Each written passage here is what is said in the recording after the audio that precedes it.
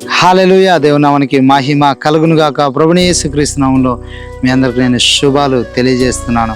ఈరోజు దేవుని యొక్క ప్రవచనము అంటే దేవుని యొక్క వాక్కు, దేవుని యొక్క వాగ్దానం, దేవుని యొక్క మాట. చూడండి, మార్కు సువార్త 14వ అధ్యాయము 38వ వచనం. మీరు శోధనలో ప్రవేశించకున్నట్లు మెలకువగా నుండి ప్రార్థన చేయుడి.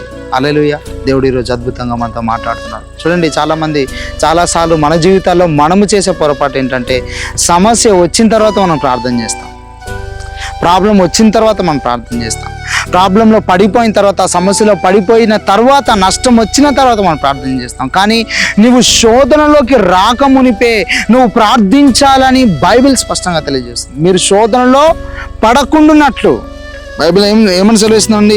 మీరు శోధనలో ప్రవేశింపకుండానట్లు, మీరు శోధనలో పడకుండానట్లు నీవు ప్రార్థిస్తే దేవుడు నీకు జవాబునిస్తాడు.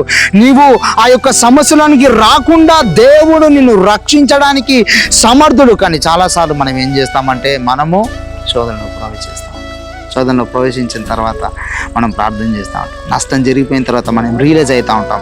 చాలాసార్లు మనకు నష్టం జరిగిన తర్వాతనే రియలైజేషన్ అనేది వస్తుంది. ఇది దేవుని యొక్క వాక్యానుసారం కాదు.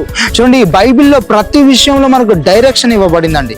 ఏంటా డైరెక్షన్ అని అంటే, నీవు సమస్య రాకముందుకే నువ్వు ప్రార్థించాలి, అనారోగ్యం రాకముందుకే నువ్వు ప్రార్థించాలి, సైతాను నిన్ను దాడి చేసే లోపే నువ్వే వాడిని యేసుక్రీస్తు నామములో ప్రార్థనలో దాడి చేయాలి. నువ్వు ఎంత ప్రార్థిస్తే నీవు అంత గొప్పగా శోధనలో ప్రవేశించకుండా నువ్వు తప్పించబడతావు. నువ్వు తప్పించబడడానికే దేవుడు నిన్ను ప్రార్థించు. God bless you. దేవుడు మేము దీవించిన గాక.